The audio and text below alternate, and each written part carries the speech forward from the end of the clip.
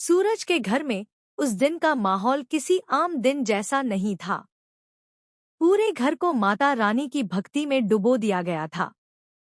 चारों तरफ भजन गूंज रहे थे, दीपक जल रहे थे और हर चेहरा श्रद्धा से भरा हुआ था। ऐसा लग रहा था जैसे पूरा घर नहीं, बल्कि एक छोटा सा मंदिर बन गया हो, जहां हर कोई अपनी मनोकामनाएं लेकर आया हो। बीच आंगन में एक बड़ी सी दान पेटी रखी हुई थी।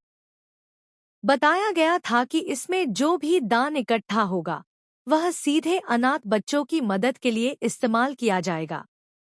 इस बात ने हर किसी के दिल को छू लिया था और लोग बिना किसी हिचकिचाहट के दान कर रहे थे।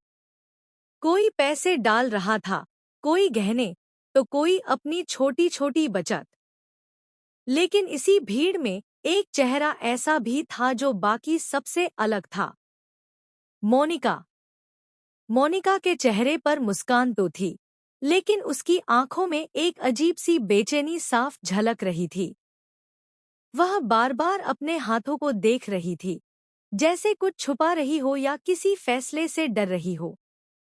जैसे जैसे उसकी बारी करीब आ रही थी, उसकी धड़कनें तेज होती जा रही थी।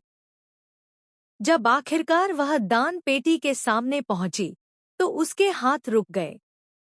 उसने जेब में हाथ डाला, फिर बाहर निकाला, फिर दोबारा डाला, लेकिन पैसे डालने की हिम्मत नहीं जुटा पाई। उस पल ऐसा लग रहा था जैसे उसके अंदर कोई जंग चल रही हो, एक तरफ धर्म और भलाई, दूसरी तरफ कोई छुपा हुआ डर या लालच। तभी पीछे से ताई माँ की सख्त आवाज आई, जल्दी करो मोनिका, सब इंतजार कर रहे हैं। उस खींचतान में उसका संतुलन बिगड़ा और अचानक उसकी उंगली से एक कीमती अंगूठी निकलकर सीधे दान पेटी में गिर गई। एक पल में सब कुछ बदल गया। मोनिका घबरा गई। उसका चेहरा पीला पड़ गया। वह समझ ही नहीं पाई कि क्या हुआ। वह अंगूठी उसकी सबसे कीमती चीजों में से एक थी।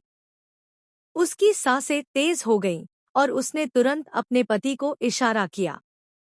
दोनों की आंखों में एक ही बात थी, अब यह किसी भी तरह वापस चाहिए। लेकिन बाहर से सब कुछ सामान्य दिखाने के लिए उन्होंने एक योजना बनाई।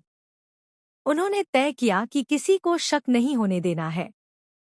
आरती के समय, जब पूरा घर भक्ति में डूबा हुआ था और सबकी आंखें बंद थीं, मोनिका ने धीरे धीरे दान पेटी की तरफ कदम बढ़ाया। ताई माँ उस समय कुछ लोगों से बातचीत में उलझी हुई थी। यही सही मौका था। मोनिका ने चुपचाप दान पेटी को उठाया और उसे अपने कमरे में ले गई। उसका दिल जोर जोर से